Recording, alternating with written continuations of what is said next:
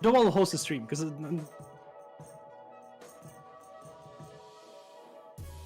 Let's go.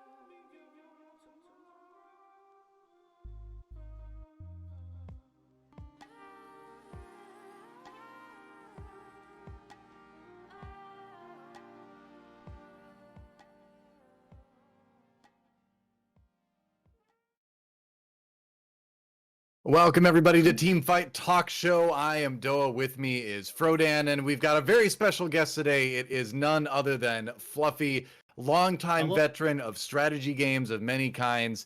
How's it going, Fluffy? Doing good. How are you guys doing? We're doing good. Frodan, how about you? It's a new patch. It's a new game. It's a new era. How's it been going for you? Right. It's a new patch.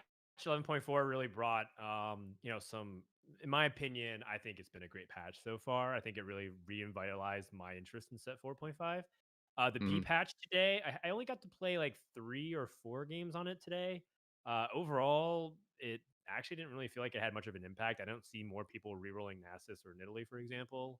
But we'll talk a little bit more about it, and I'm excited to hear some Fluffy's thoughts because we rarely have people outside of North America join the show, DoA. We've had, one guest, maybe 2. No, you who only had really Salvi, kicked right? out of You it. never had another EU guest. We've had a couple. I feel like Wait, I really? haven't been here for Yeah. everyone, but yeah, Did you actually have another EU guest?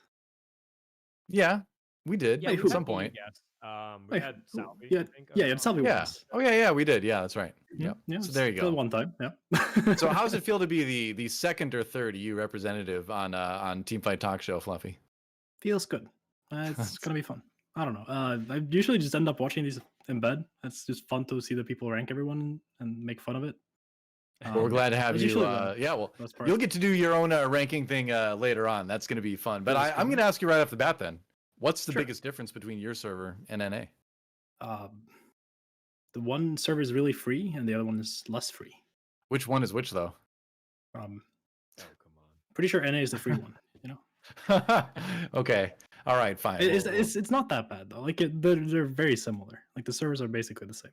I think there are more good players on EU on average. Like the lower you get, or not as low. Like if you at a certain point, everyone's really bad. But like once you get up there, like I think there are more good players. But NA has a couple really really good ones for sure. couple good players in NA. Well, let's save that for Yeah. the end of the show and get to know you a little bit better. I Sure. think a lot of people, for example, look at your username and like kind of talk a little bit about what you used to do. So why don't you talk a little about how you got into competitive gaming, and more specifically like how you found yourself where you are in TFT. Sure. So basically started off in League, but I was never really any good. I was like, I mean, I guess I was okay, but I wasn't great. Played on a couple like low tier challenger teams, and then got really tired of League. And Hearthstone came out, so I started playing that in queue and stuff.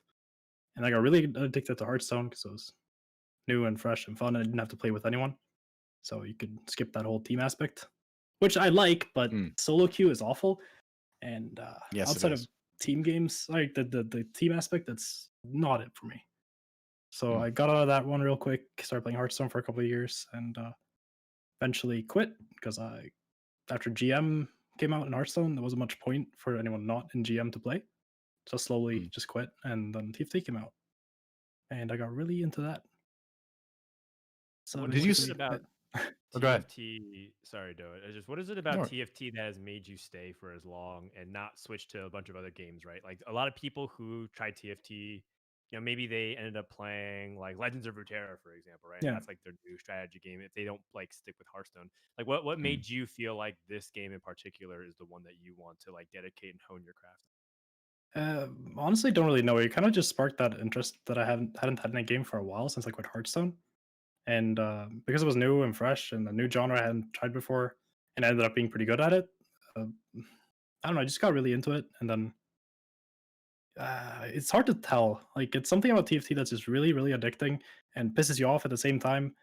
But like at the core, I just love the game, but I still hate it every time I play it. And then it's like that love hate thing, Oh, Can't really stop.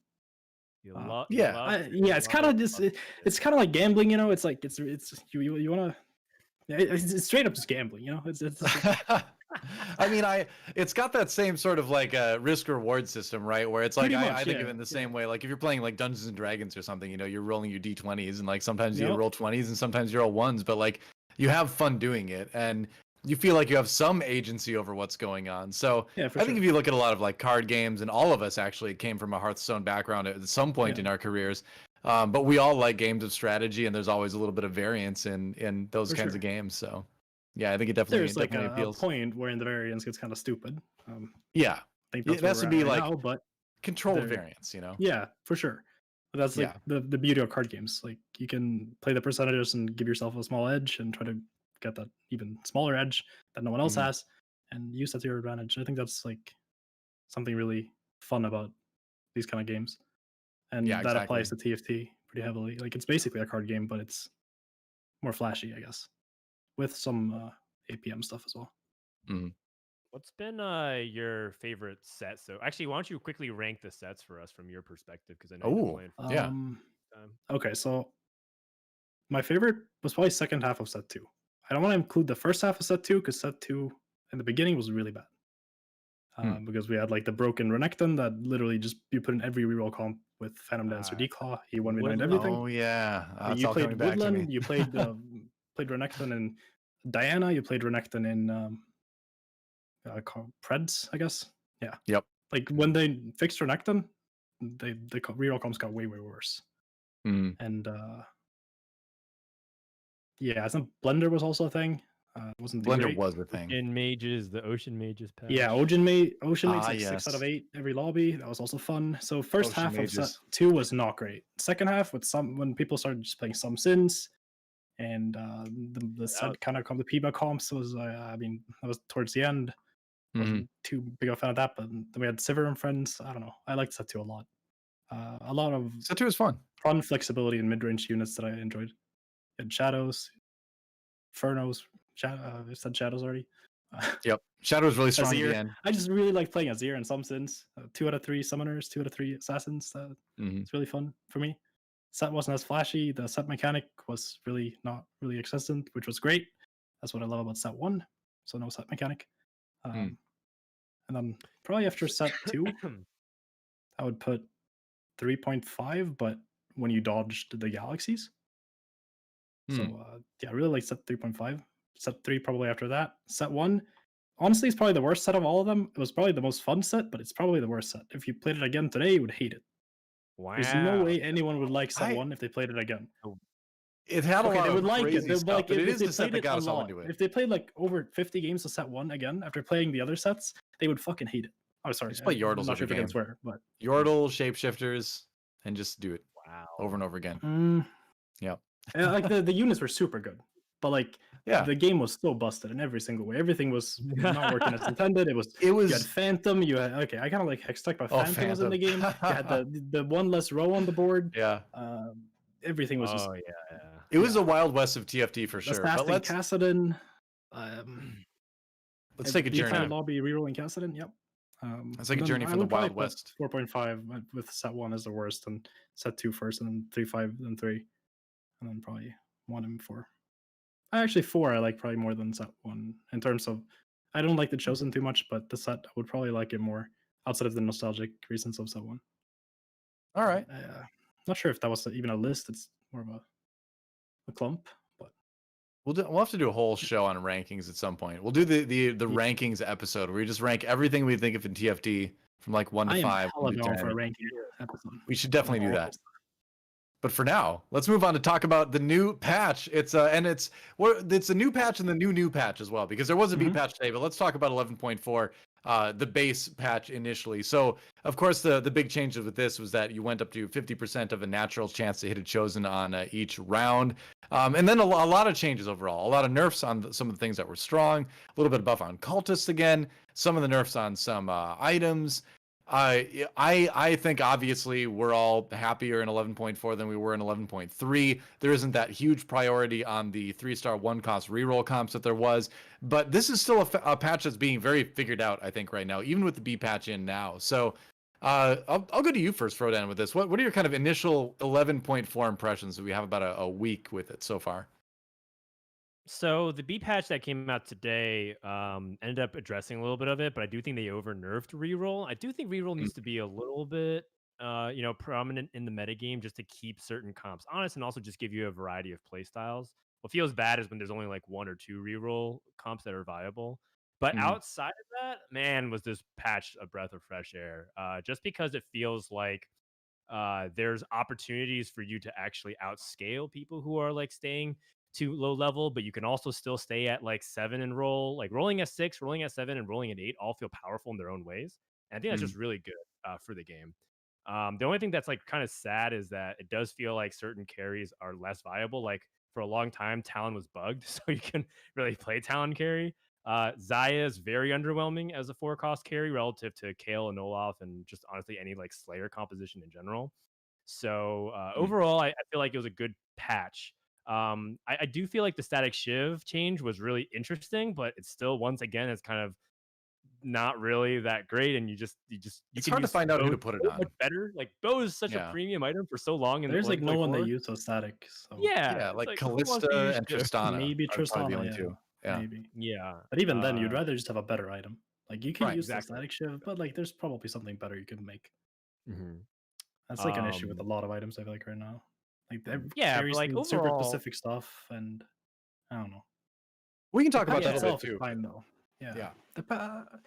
Not too big of a fan of the patch, honestly. I kind of like, apart from the reroll stuff being more in check this patch, I honestly prefer the last one. I think Trinamer is way too Really? overtuned. Olaf was really Interesting. overpowered for a long time. Now is pretty much just, as far as I've seen, non-existent compared to before the patch, because of the cleave effect with Hurricane. Massive nerf from the games I've seen. Like, it still works. I still think Hurricane is probably works. core. Yeah, on him, Olaf's still good. but like Definitely. compared to before the patch, he's just nothing compared to Trinamer. Right. I think Talon being back, that's great, but I haven't really had had enough time to see Talon in play. Seems fine. Nothing amazing, nothing bad. Morgana's still the star of that show. Haven't really seen Nidalee or Nasus do anything since the B patch either, so I can't really comment on that. But having less reroll is definitely nice. But there, like you said, Frodan, there should be some reroll in the meta. Should be I like think the Nasus reroll is an option still. The Nidalee reroll is like, you know, why would you really do that now when Tryndamere is around? Because he did get a lot better, but I think it's still there. Like if you hit like 6 Nidalees, you know, right away, you can still consider going for it. We got the B patch up on the screen right now.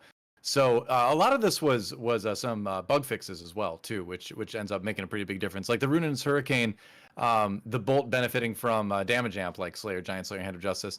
I for some reason I thought that was always intended, so I was surprised to see that called a bug. But I guess if it was a bug, it was a bug. I think the item is still good, but that definitely hurts it a lot. That said, the bow still seems to be a pretty high priority item. But right now, what I feel more than anything from the games I played is that just it's still super being figured out right now. There's definitely some early strong stuff, but the meta feels really wide open at this point. And I just like being in that, you know, zone, right? I like being in that arena where like it hasn't been figured out yet. I don't feel like I have to play something or I'm playing bad. You know, I can just experiment and try stuff. So it's fun. Yeah, I would say that we've seen a lot more. Oh, you can go that for it. I'm a little bit sad about Runan's Hurricane getting nerfed in terms of interaction is that it felt like you know, with Olaf being as powerful as he is and as narrow, like there's a lot of problems with that interaction in particular. But it didn't feel as bad to have cloaks. Like, you know, it's kind of a meme for a long been feeling time. okay in for TFT. Yeah, Cloak's pretty good. I don't know. Like I like Cloak. Cloak is nice. It makes Chalice. Chalice is great. Right, exactly. Now I felt like for a while, yeah, like Declaw. getting cloaked, I was like, that's not bad at all. I can make Runins, I can make Chalice. QSS is often pretty important on certain carries. You know, there's even Dragon's Claw, which is like pretty relevant against like Aurelian soul boards and whatnot. So for a while, I was like, Close is actually a pretty good item, which I liked about it. Now it's like, you know, just losing a little bit more viability on that when you get defensive components feels you know, a little bit bad, because I don't want to just be back in the same spot where you're like, oh, I just get belts and cloaks and I'm just gonna die. I feel like the declaw stocks are pretty high still as far as like cloak items go. Like that's an item where it's like if I have a cloak, at least if I get another one, I can put a declaw on somebody, and that's usually always a good thing. Like I've been spamming Fabled lately, and like you always want to get one of those on Nautilus if you can. So it's okay, but I haven't done enough testing yet with Runins to see how I feel about it. But it is nice having it be a strong item. You know, it's fun slamming around. It's definitely not the worst. Strong. Yeah, cloaks is not the worst component in my opinion. It's actually maybe it is, but cloak feels pretty good. Yeah, I like it quite a bit, honestly. It's actually really awkward with certain components. If you get a lot of gloves and cloaks, it's awful. If you get a lot of belts and cloaks, sure you can make Zephyrs, but like you lack damage. You don't really have any frontline items. You just have a lot of utility, and that can be hard to use because you need a carry with good items in the set. Just go new 3, man. Warmog's declaw, and there you go. Belts and cloaks. Yeah. I think you gotta hit the new enabling the carry. It's funny talking about the meta right now because it's so not figured out. Like legit, I think that's the most interesting thing about this conversation right now is that you can't really say X is too strong, X is too weak at the moment because it just hasn't been tried enough yet. Like I said, I think there's definitely some early front runners. But there's definitely some early front runners. Yeah. But I've been in esports way too long and seen way too many patches and way too many games to believe what people are saying about the game in the first 2 days. So I think it's sure. I definitely agree with that. But so we'll wait and see. Some units are outliers for sure. They're definitely too strong. Tryndamere is by far too strong. He should not be as strong as he is. You can play Tryndamere 1 until stage 6 if you have a team around him. He will still kill 2-star carries easily if you have 2 good items. What do you can be think used really is good. the proper build for Tryndamere right now? Probably a mix Yeah. between GA if you need it. You don't always need GA. Probably Mm. Infinity Edge or Deathblade, and if you play Deathblade, you want the Hurricane probably. Otherwise, you want either Last Whisper if you need the Armor Shred, or maybe Hand of Justice or something like that. Sword items are generally good plus GA. Yep. So Generic damage items. Yeah, just damage. So here's items. a question. Maybe you know the answer. I actually don't know the answer to this one. We were talking about runes a little bit earlier. Does the Runin's extra hit proc Last Whisper? Yes, Okay. I'm I pretty thought sure. so, but with the change, I'm not. Now I'm like, they questioning. remove that like, too, but second guessing myself, but I'm pretty sure. I've been Yeah. thinking that it does for the entirety of the game, so I assume it does. I've been seeing people build it. Otherwise, still, I'm living a lie, you know. so. Thought that Runin's applies It on does hit, appear but more. it doesn't. It's not supposed to apply the damage amplification. So, like GiantSlayer, for example, deals 90% more to targets that have that 1750 health threshold. Mhm. And Runin's was giving or that. So, sometimes you would have like these really ridiculous, like Kale, GiantSlayer Runin's interactions with Mhm. Executioner Pup, and she would just like clean up everything. It doesn't matter, So it's like some of these interactions I think were not intended, and that's why I think they're changing. But I Makes could be sense. wrong. If I'm misinformed, let me know. We got a Mort chiming in chat right now. It says because the hit can crit, it can proc Last Whisper. Okay, that makes sense. Yeah, exactly. All right. Thanks for clearing that up, Mort. Appreciate you. So let's talk about a different topic that actually Mort was a part of because it's one of his tweets.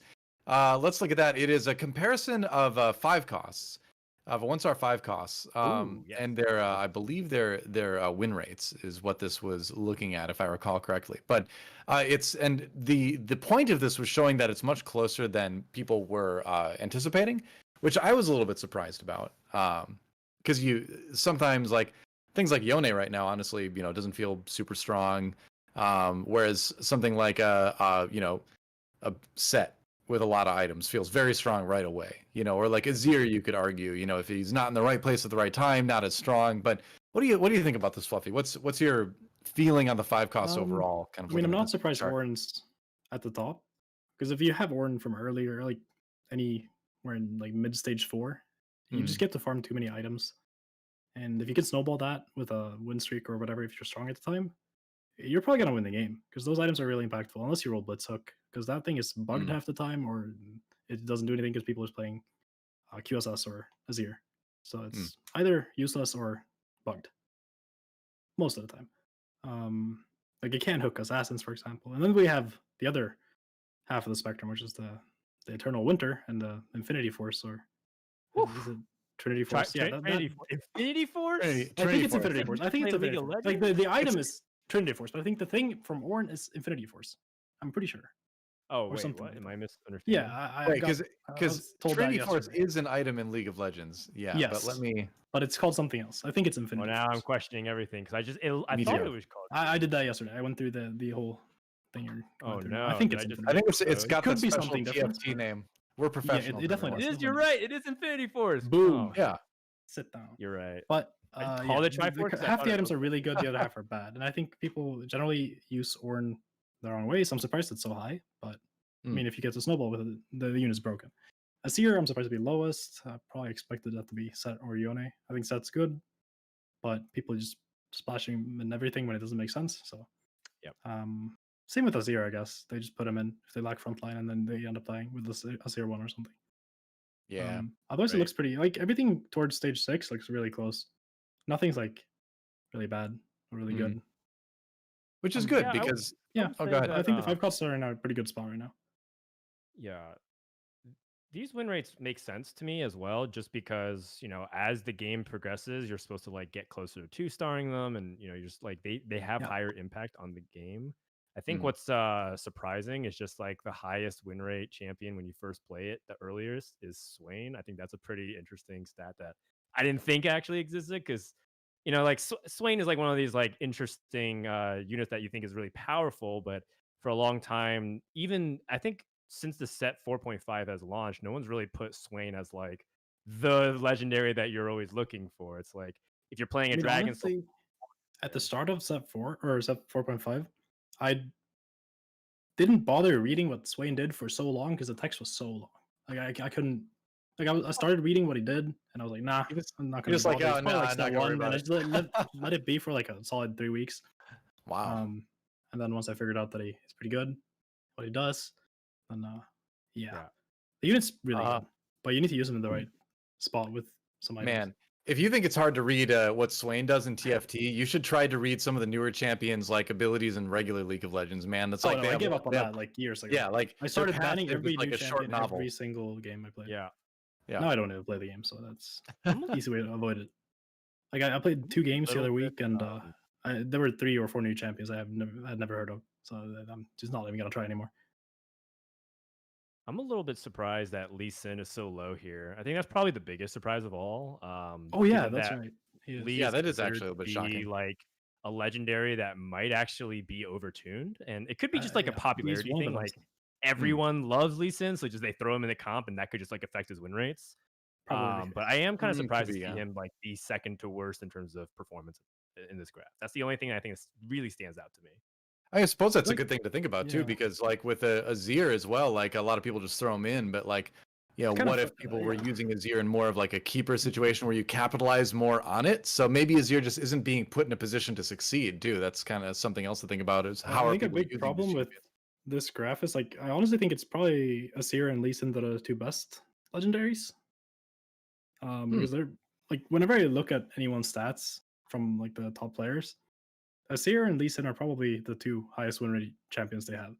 Well, this is from the top 1%, I believe. Yeah, I mean top 1%. That's like Yeah, that is a lot of Diamond players. I 1. suppose like if you're a Diamond 1, you're already in like the top 1%. I like don't consider that too That's good. true. So when I scout a top player, I'm talking like that's a top good 10. point though. Actually, No, yeah, you but can... I'm also like really like harsh when it comes to what I think is good in TFT because I think everyone's really bad at the game. I consider myself pretty bad at the game, and I'm one of the best players on the server I play. And I think I'm pretty bad. I don't think there are like Wow. that many good players, and I'm barely good myself. But I'm like really harsh because I think the game is really really difficult. So I don't think a lot of people are good. I'm because like when you watch people play, like if you I don't know, like even people are on like 12 1300 LP, most of them are bad, just straight up bad. Wow. They barely know what they're doing. I'm really harsh. You are the most StarCraft player sounding TFT pro I have ever talked to in my life. Like you sound like a lot of the like SC2 pros I've talked in the past where they're like winning terms like, yeah, but I'm bad and everyone's bad and the game is just like really hard and we're all bad. That's amazing. I mean, I'm really, like really Obi-Wan, difficult, man. but I haven't heard this for a if long you want to play time. this game perfectly, I don't think you can. No, but that's the beauty. You can of it, have one right? game every like 50 or something where you play almost perfectly. And that's like almost, but you just can't. There's too much to put into account. And like you have to position perfectly, track the matchups perfectly. You don't want to mess up your items. You have to know when to go in, when to roll, when to do that. Don't mess it up. It's like you miss one thing, game's not perfect. And if you look at most players, they just AFK with their board where it is and they don't scout. And they just think about what they're doing, trying to figure out their turn. And that's like the average 1 KLP player. I want to take the I don't opportunity want to consider that good. to say that I'm the best Star Guardian sorcerer forcer that ever existed. I'm good. I'll just put that in there. Let's put that I in there. mean, there's some pretty powerful one-trick players who play Star Guardian sorcerers. So I'm interested to see you play against them one day. And I just had to add some balance. That comp was kind of stupid though. Whoever had the worst Syndra won the matchup. If you didn't have the items, you had a naked Syndra 1, you lost to you won against the Syndra 3 with blue buff. That's true. That second cast, man. That was always a good Well, one. not Syndra 3. Syndra 2 versus Syndra 1, you usually win if you didn't have mana because you cast later and then you pick up the Syndra orbs and you just kill Secret the tech. Syndra. I think you lose every other matchup, so you probably die before them. But Well, Frodan, that's I think interesting matchup. What do you think? Time to move on to our next segment here. Well, I mean, it's up to you, really. Like Fluffy brings up a really interesting point, which is like, are people actually good at this game versus like, are they oversimplifying like concepts and as a result being lazy or being, capping themselves, right? Like they could actually improve a lot. There's one thing. So I every night I actually like to watch Bebe a lot because I like cross-referencing other regions. I don't believe if you just watch like your favorite, like let's say you're a Soju fan and you like to watch Soju or Kiyun or other players from NA or EU.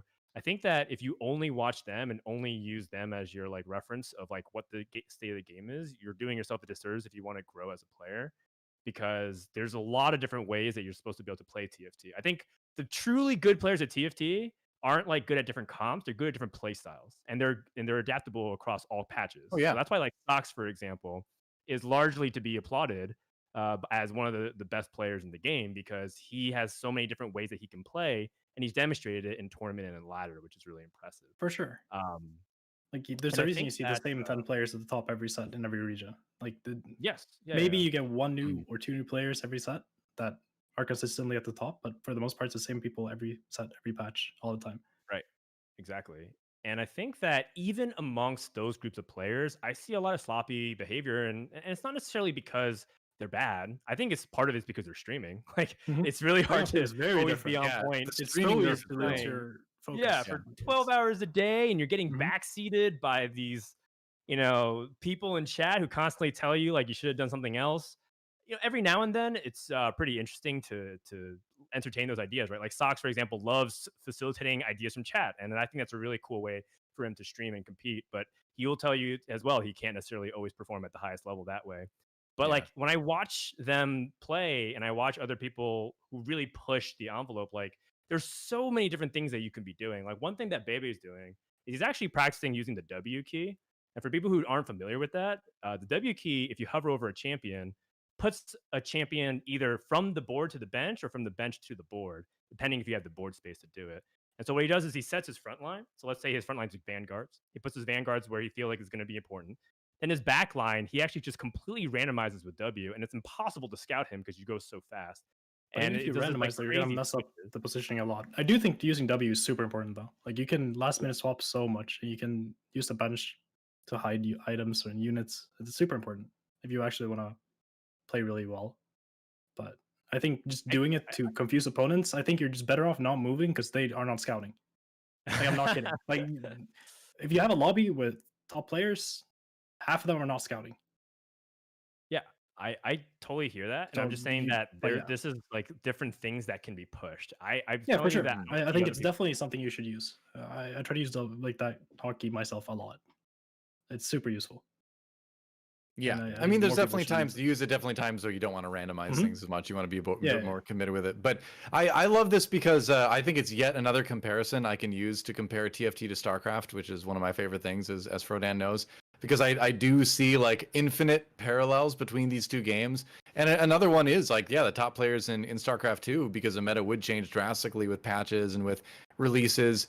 The top players would have different play styles, to play, and they'd be a master of all of them, and they'd be able to, kind of figure that out over time. So I think it's just yet another SC2 comparison, I mean, SC1 isn't comparison, TFT just depending on your StarCraft, preference. but you with fight RNG instead of. Well, I call it like, reverse you can control StarCraft.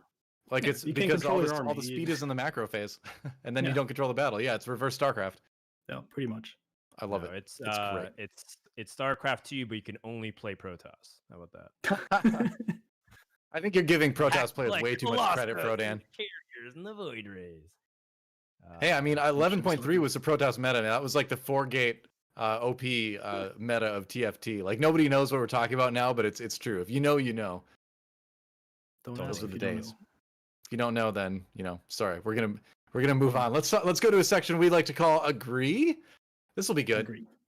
because we need some good we need some good natured debate going on the show. We haven't had any yet today. Just kidding, of course. NA is the weakest major region in TFT. Agree or disagree? Fluffy, what do you think? I want to say agree, but I disagree. I really want to say agree though, disagree. Why do you disagree? because I think they're better than both Korea and China, but not by much. Okay, interesting. Anything to add to that, or just that's it? They play way too greedy on NA. They play so greedy. Mm. Like it's really hard to win games over on NA, but it's really easy to top 4 compared to the other regions. When you say too greedy, you're talking about like they're just saving their Yeah, items. they never roll gold, before 8 like or everything. 7. People just greed gold so much.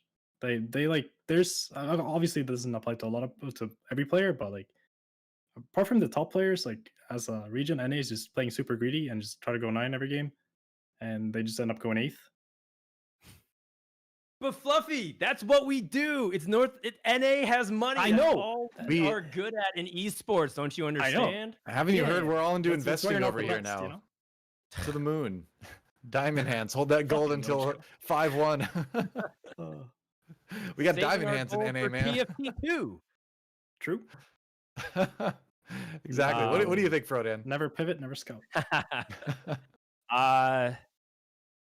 If you asked me 3.5 weeks ago, like at the beginning of this month, or like kind of like in the middle of January, I actually would have agreed with this. Partially because I was a little bit too fixated on the top of North America's chain, which was the people who are now like becoming the most popular streamers in TFT. And you know, people like Milk like quit the game, and so like, but by all means, like North America was losing its talent because I think the interest level from the players had waned significantly, while the other regions are still grinding, right? And like people like Fluffy get #1 EU and says, "Hey, I'm actually going to get #1 in NA as well." And then people in NA, there's only a few people who really tried doing that, like Soju or GVA, and a couple people. But like it seemed for the most part, like motivation had really fallen off a cliff in North America. So I actually never got rank 1 on NA. Don't want to fake that title. I never got rank 1 on NA. I only played for a high rank on NA in set 2. I got rank 2. Sox had me Fair beat enough. by like 50. I was saying that you tried. I played EU. Yeah. I hadn't really tried and, since. But... and I love that people from other servers do the same thing, right? Like there's people from the China and Korea servers who regularly kind of splash into NA, and then they make these long Reddit posts talking about the NA playstyle versus everything else. It's really fascinating. And I don't think we are the weakest right now, but I also don't think we're the strongest. And that's studying every region. I study every region pretty extensively. And I have to say that Fluffy is right on the money. If there's one common denominator, is that NA plays too greedy. But I would say that they're probably third right now, and they're just slightly above China. I think EU and Korea is slightly ahead. But that's just me being, you know, a little bit. I'm pretty sure that NA's better than Korea. I'd love to be proven wrong. We'll find out. Whenever I watch Korea play, it's like they're the opposite of NA. It's like they're slightly less aggro than China, but it's like they just go in, they don't care, they always roll on 7. It's like if you're level 7 on 5-5, you're on pace. And I think that's just incorrect. Korea's pretty good at video games. You need to know when to play aggro, when to play greedy. Like if you just play one of them and you don't care, then you're playing incorrect and you're playing bad. I think that's both NA and Korea, but not obviously all of them. In different ways. There are good players on both servers. I'm going to disagree with this as well, just because I think there are weaker regions than NA out there. But I think seeing LAN competition once the pandemic is more under control, seeing more international competition, you know, I mean, set 4 Worlds, when that rolls around, we'll get a good glimpse of where all the regions are at. I think a little bit better than we did in set 3. So I'm looking forward to that as well. Quick. I'm pretty sure. I also think EU is really bad at a lot of things too. Like just don't get most players on EU are also really bad. We appreciate your humility. We're less bad than the other regions though. EU's really bad at mental. Yeah, we don't have mental. We have like one player with mental, and that's Dark Hydra, and even he lost at this set. Hey, StarCraft player, Dark Hydra. We'll bring it around. He probably has the best mental in all of TFT, but now it's less good since this. So here's the thing about NA though, is that traditionally in esports, you know, NA is the region where, frankly, the players don't take it as seriously as the other regions. To be completely honest, the majority of players don't put in as many hours. They're more interested in streaming.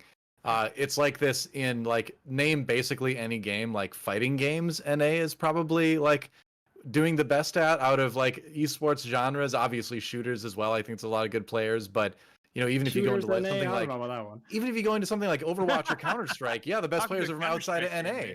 Right? I know. It's like Call of Duty, I guess, would be the NA. The only reason NA is really good at Valorant is because all the EU players that played top level CS, they stick to CS because they know. Well, that's what I'm saying. Like, yeah, you got Call of Duty, but like if you look at Overwatch or Counter-Strike, yep. Madden, good point, Mort. Madden, NA has that on lockdown. Yeah, maybe 2K League. 2K League, they got that lockdown as well. NA only game. But well, let's move on to the next question. NA, come on, pick it up. Next question is powerful reroll comps existing is healthy for the meta. That's what we did last episode. What? We did this. It was last episode. This is not the right. Oh, you're right. We have a different question. Should I just read it off the sheet instead? Sure. Let's can just we- do it. Let's do. Oh, these are that was these are from one of the last brief week. episode as well. Yep. It's a good show. Thanks for having me. Yeah. Sorry, Fluffy. We're just doing the Agreed. EU version Well, of it. Agree. We'll discuss. Agree. We'll discuss now. So the Agreed. second one, I'll just read it out. Stage 1 drop chances Oh, wait, are sorry. fine and don't need normalization. Stage 1 drop chances are fine and don't need normalization. Who goes Fluffy, first? Oh, me. you're the guest. You can go first. If outside of Chosen, yes. Mhm. So I don't think you can make Chosen be like in a really good spot because it's just not a great mechanic. Hmm. But the other stuff I think is fine. Like the non-Chosen drop rates and all that. So you're Okay. talking. So specifically, this is like addressing the fact that a lot of people like talk about having low gold starts or getting like a Nico. Oh, you mean the speed. gold? Hmm. I think low gold is fine as long as you get the gold early. If you get it last round, yeah, Yeah. go next. Because you need to be able to Speed pick up is a great- units to like balance out the bad RNG. Kind of. So is it fine or not fine? Agree or disagree? I guess I disagree, but I kind of want to say both because I think like in terms of units and like all that, I think it's fine. But the gold drop, I think it needs to be early, or at least on 1-2. I think or 1-3. I think if it's last round, it's just you're in a really big disadvantage because you can't ever pick up stuff to open yourself up for different options. You just have to gamble on one, and yeah, It does hurt a bit. Yeah. So that's a slight disagree. Is that what I'm hearing? slight Or is that a disagree. slight agree? Slight It's a disagree. Okay. Disagree. Okay. Frodan. I'm a slight agree. The one thing I want is if it's the very last little critter that dies and has that pitiful 2 gold. Yeah. Don't have enough time to run over with my little legend to pick it up and buy the last 2 remaining champions in the shop. Yep. I'm gonna.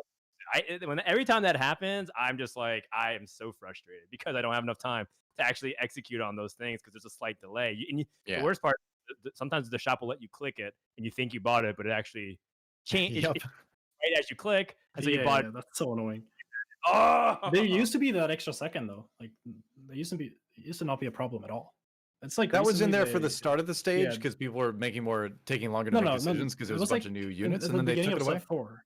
Yeah, the start of the set. Like it That's what used to I be meant, the not case stage for like set. every set Yeah. before that. Not Mhm. only for the beginning of the stage, like for the end of set 3.5, the end of set 2, it was always there. Like Yeah. you had an extra couple seconds, or it's not seconds, 1 or 0.5 seconds. It definitely got shorter because of a bug for a bit, and then when they fixed it, it never really went back to where it were. I feel like it was always like that. It was something like that. I agree. I wish at I had a one little point bit more every time too. I hate it. Yeah. I hate it. Yeah, I it's super hate it. annoying. It feels like it does happen a lot. I do wish I had a little bit more time. I'll agree. I'll agree with this one. I think there's definitely those fringe experiences where you get like the Nico and like a little bit of gold, and then like that feels bad because the Nico's not. But maybe then again, I think maybe people could be using Nico's better in the early game. But I do think overall it's pretty good. There are fringe cases, but in any game of variants, there's going to be fringe cases. So I'm not really going to shout for any changes right now, except the one that Frodan mentioned. That is a good one to bring up, is that I do wish that I had a little bit more time at the end of each round, Yeah. just for those occasions that happen a lot where you get the gold at the end and you want to like pick something up and you don't get to. So I agree there. But let's move on to our third and final question here in the agree segment. Despite all the huge changes, 11.3 feels better than 11.4. Whoa. That is a hot take. Fluffy? Agree. You kind of insinuated that you would agree with this earlier. Except for the reroll stuff, I like that being gone, but I don't know. I like the system changes they made for like the Lucky Lanterns and like a few of the nerfs. I think they over tuned a few things and didn't really look into. I think I don't even know how to fix whatever set 4 or 4.5 is. It's like all the flexibility from set 4 kind of got removed when they removed the hunters and the dusk. So it's like kind of hard to fix where it is. Like there's not much flexibility between comps. It's getting a little bit better though, for sure. Like it's really hard to Yeah. kind of stay in between comps and not really commit to something and just pray for the best. But There's- I You sound like you're must really say, on the like, fence with this. Yeah, I kind of am. I don't know. Like this one's kind of up in the air for me. I've been okay. camping most of this set or this patch, honestly, because of snapshots. I played my games before this patch. Then I went to the Cozy Fire for about a week, and then I ran on 300 LP. So I might be biased here. So you But- can do the rare agree and disagree. We can give you the double icon in the little box. No, so it's like the rare, patch- but question. Okay, so the patch Right, before 11.3 was really, really bad. 11.3 was actually it was bad, but it wasn't that bad. And I think it's pretty similar to what it is now. I think the system changes are good though, but the patch itself, obviously, it's not really figured out yet. There's some stuff still left to it, so I could change my mind in a bit. But I'm pretty sure I feel like it's pretty much the same. I like the changes to the lantern though, so I guess I'm 50-50 on this one. okay. Interesting. All right. I Frodan? just dislike the meta more, but I think it's Fluffy better. would be a great caster because he just takes both sides of the argument and says, Looking at it from all angles is a great way to look at Um, things, but what do you think? I strongly disagree with this, largely because 11.4, I personally just enjoyed it a lot more. I do understand the argument that there's less, it feels like there's less diversity, right? Because it felt like you'd largely had to gravitate towards one of these defining 4-cost carries like Kale or Olaf. Sure. Or if you hit like a reroll comp that was really powerful, like let's say you hit Chosen Vagar and you hit 3-star Vagar, or Chosen Sivir and you hit 3-star Sivir, like that kind of. I totally get that. But however, I feel like what 11.4 introduces that people maybe not appreciating enough is that there's a bunch of different interesting decision points that you can make at multiple junctures of the game that actually can line up with your different play styles. So if you like playing more aggressive, it totally can work out for you. If you like playing more like greedy, you can also like try to, play a little bit more greedy with like open fording, or like you can try to roll a little bit more gold or save for like the big roll downs. It's totally viable. So I personally appreciate 11.4 a lot more than 11.3, largely because I just didn't enjoy the reroll nature of what needed to happen there. To Fluffy's point, I think one thing that's really interesting is that I think I really appreciate that Riot tried such an ambitious mid-set expansion, but I think it is a lesson to be learned, because I think Fluffy is also correct that the flexibility that was really pushed and set forward with comps like Hunters and Dusk doesn't really exist as much in set 4.5. You can't And I really think go between comps anymore the same way you could. almost everything systemically with how you approach the comps, because they remove like half the pool and put like half new champions in. It's in a different expansion entirely. And I think that kind of also clashes a little bit with the Chosen mechanic too, because they have to rebalance accordingly. And not every Chosen was really like balanced in that vein. So I think it's a really good point that Fluffy brought up. Yeah, for me, I'll disagree again. I do like 11.4 more than 11.3. 11.3 was I mean, I enjoy whenever a patch challenges me. But I feel like 11.3 did that, but in a kind of frustrating way, in that I felt like I was too pigeonholed into, take the first Chosen, build a reroll comp around it, like do that. If you try to play for best board in fast 8, you're gonna hemorrhage too much HP in stage 4 and all that kind of stuff. But stage 3 and 4. But so I like 11.4 more than that. When we talk about flexibility, one of the things that really jumps out to me right now is the flexibility of items in the game. And I feel like there's a lot of like very specific kits that specific champions need. And if you don't hit that, you take big dips in terms of power level of your board. And so when you combine that with the slight less flexibility in terms of transitioning from time to time, which I feel like there's still a good amount there, but maybe there is a little bit less than 4.0 was. I think the combination of those things makes it feel a little bit worse, but overall, I'm much happier with 11.4 than 11.3 for sure. I'm still having a ton of fun with it. And another thing too is, I'll go back to what I said earlier, where 11.4 just is not figured out at all yet. We have no idea what stuff could come out of it still. I think there could be a lot of things that people are not, really using that could be strong. And I'm probably not going to be the player to find those, as much as I'd love to make Space Jam a thing again. But I think it's good. Really, I think it's going to go down as a better it's super patch, good. but we'll see. Let's move on to some esports news, and there's a lot. There's especially some very exciting news out of Fluffy's own region. There it is, the EU finals, and hey, this time not just Little Legend eggs. You get actual cold hard cash for this. There you go. But what do you think, Fluffy, about the changes to the EU qualifiers? I think this is definitely a big positive in my mind. I mean, Over the money set three part's when you compare it. positive. Right now, everything else is kind of a negative because we lost 2 weeks of snapshot from last time, which we already had way less than NA did. We got our info like 2 months later than everyone else. Or when I say everyone else, I mean NA, because I don't really keep track of the other regions. But our We info was are super everyone late. else. So we didn't even know that we had no reason to play set 4 at all. Like set 4, we could have just skipped. It did nothing for us. Like everything started in the beginning of 4.5, which is also really bad because the new set's not figured out. It's not balanced. It's broken. It's like it needs a couple of weeks to get fixed, and that's a start where people have to grind and get to like qualifying. And then you Well, have 3 weeks of snapshots, no tournaments or anything to qualify through. There's literally 3 weeks of snapshots. That's it. So if you mess up 1 week, you're fucked. you're totally right in that the Most people shouldn't news and mess the up, plans for but this needed it to come out a happens. lot sooner. That Yes, I will like wholeheartly agree with. weeks, months sooner. And even when we got the plans, news, we got the yeah. news in French, Spanish, and Polish, not English. Like there's no place to find English info at all. It's not posted on the TFT Reddit or Twitter. It's posted on the French and Spanish and Polish Twitter in like at different times. So you kind of have to like translate that stuff or go to the actual league website and look for the blog post because it's not posted on Reddit either. Because the only thing posted there is the NA news. So I mean, at the getting end of info the is day, super hard.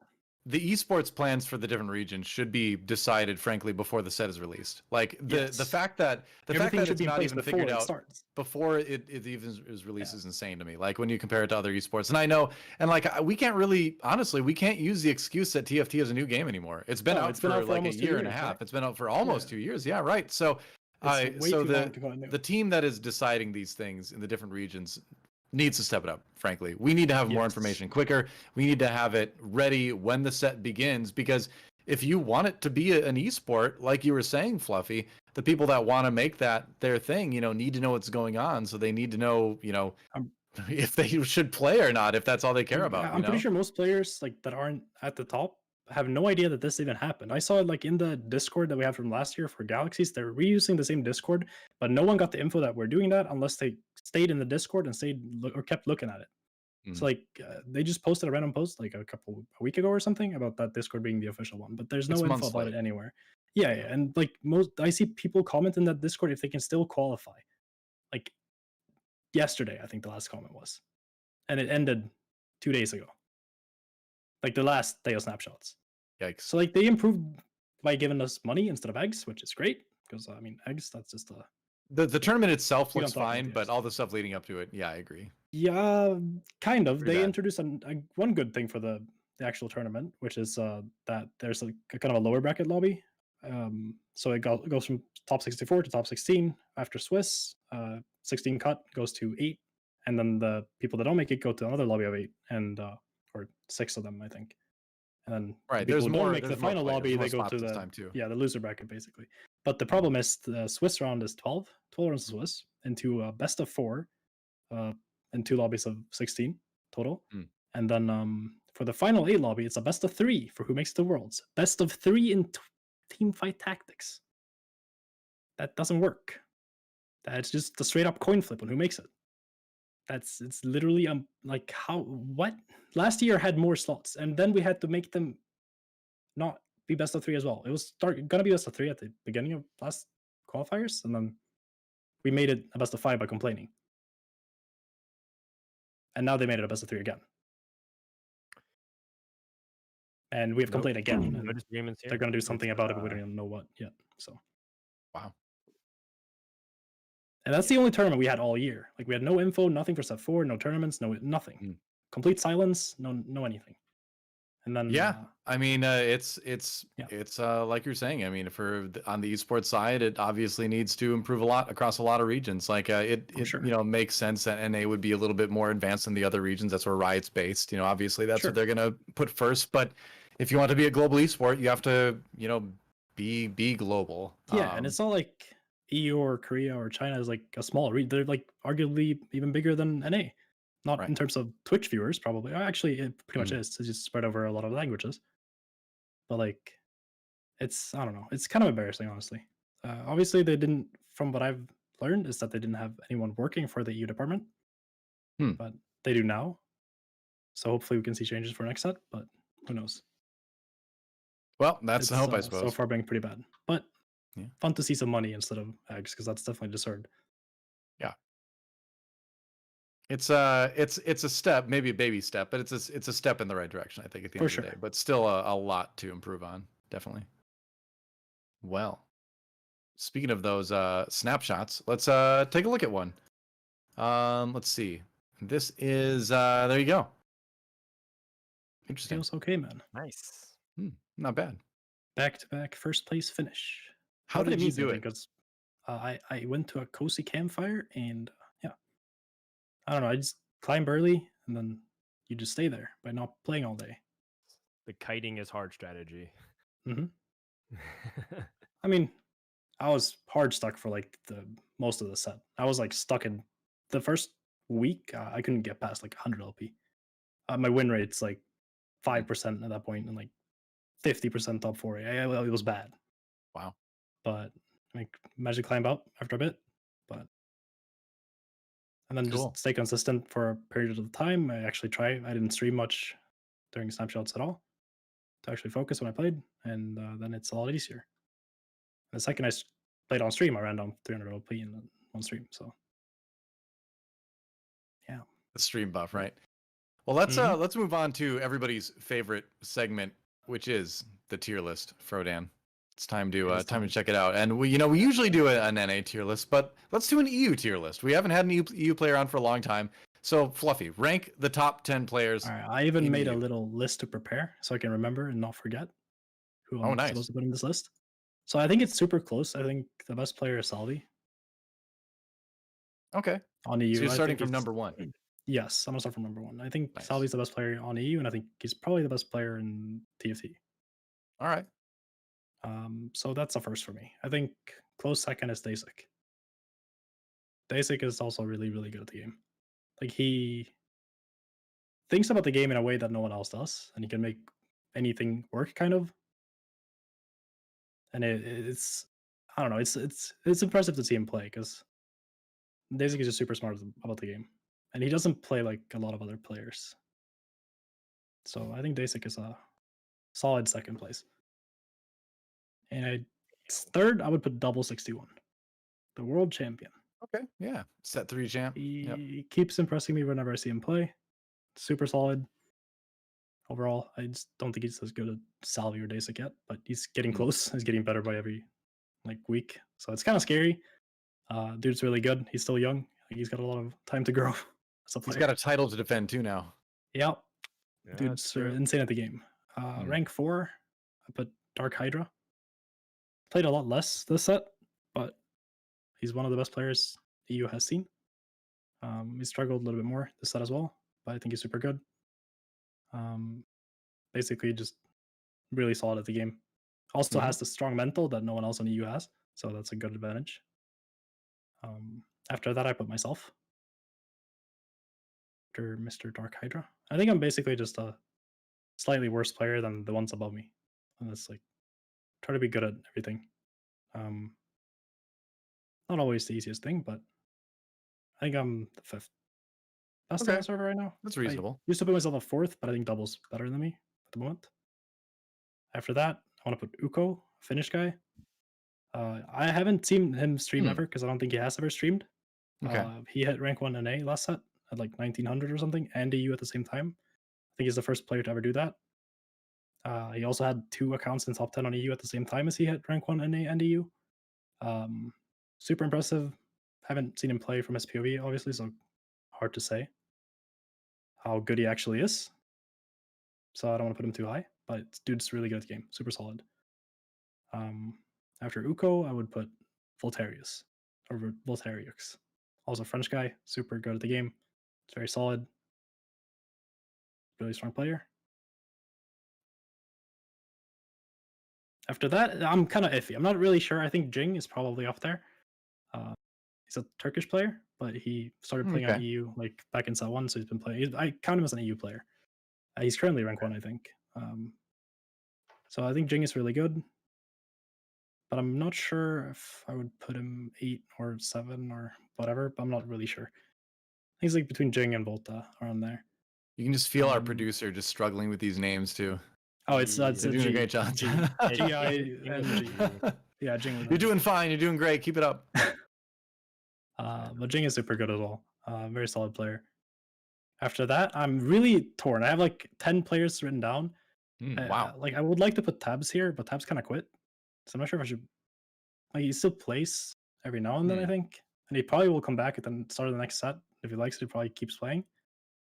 I think Tabs is one of those players who has always the least amount of games played, always at the top ranks. Doesn't have to like work at the game to be good. He's just really, really smart, a strong player overall.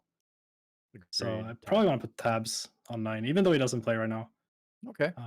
Tabs is super good. That's reasonable. Yeah, 10th, I'm like, I have like too many names, so I would honestly put Marcus or CDD here, but they don't care enough to try. So they just run it down every day and then run it back up. Right. And then they run it down again, and they just say fuck it, and they don't even try to qualify for Worlds because they don't care enough. So I don't want to put them there. I think they're both contenders for like top 10 for sure, but they don't care. So I'll probably gonna put Solo there, Solo Gesang, German player. Okay. Oh yeah, He's always on the top. He's super strong. Yeah.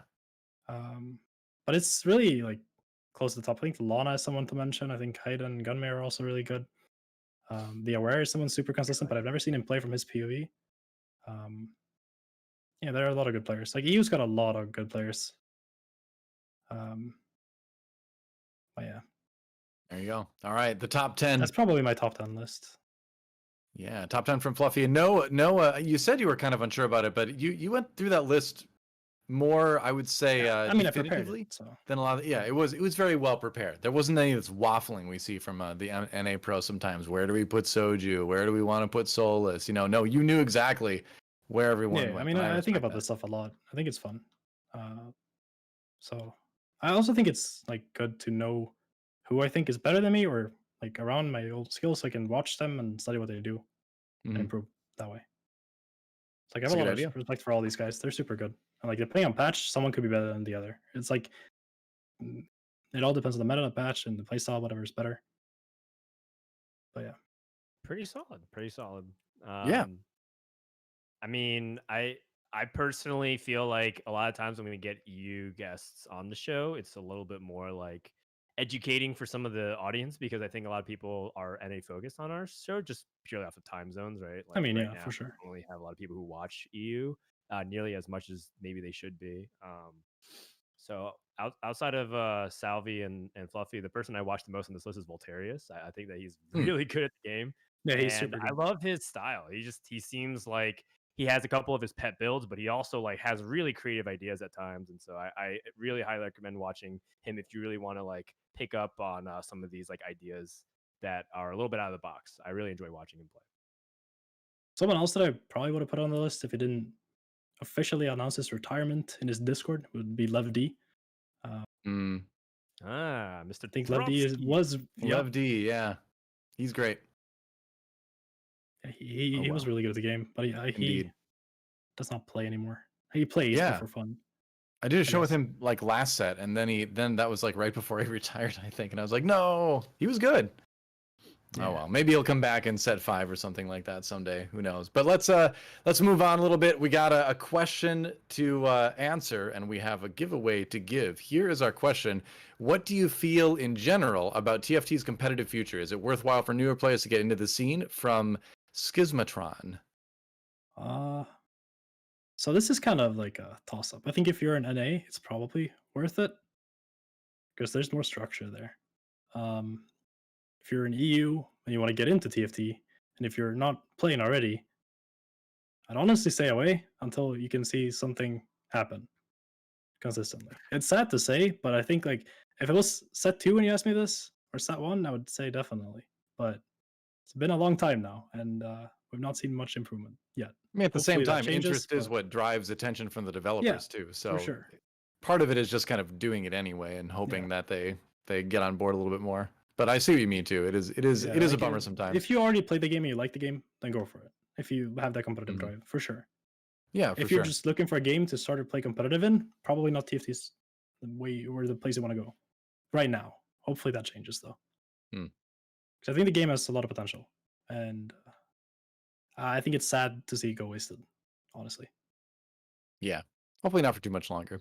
But yeah, agreed. on the bright side, Schismatron is our giveaway winner as well. So congratulations. Sometimes lucky. Yeah, exactly. Sometimes lucky you get your question answered. Frodan, you look like you want to say something. Yeah, I would say that if you want to be competitive at the game, and your goal isn't necessarily to be the world champion, but you just like you enjoy a strategy game that you can be competitive at.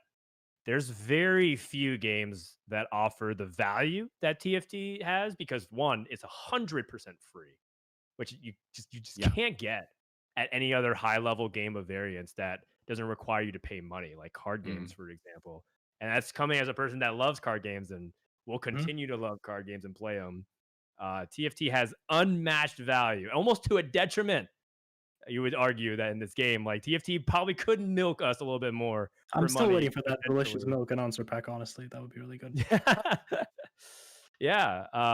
And two, like it's just so unique. And honestly, like the amount of love and the amount of TLC that Riot provides, spearheaded by Mort and his team, Mhm. is really like unparalleled in the entire industry. Like they update the game to be very fresh every 2 weeks, usually, like a month at worst. And they will dramatically do system design changes, which is like something that a lot of game designers hate doing because it like fundamentally undermines a lot of their early concepts and almost like feels like they're like bending the knee to like the whims of the people. Like there's a lot of game designers versus like Reddit community debate all the time that happens there. And they listen and they engage and they also interact and immerse, right? Like Mort streams every Saturday and he like reads all the comments.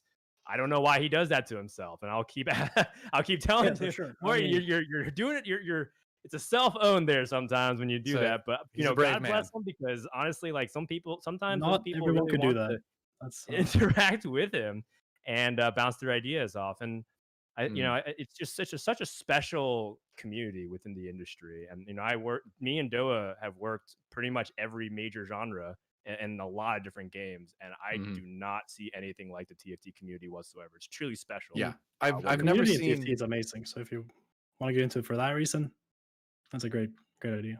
Like I've never seen anything as collaborative as TFT is in terms of the relationship between the developers and the community. Like it really does feel like it's. I've never felt this before about a game where it feels like everybody is sort of like we love the core concept of what TFT is, and everyone's trying to like together, community and developers, figure out what the best version of executing this concept is.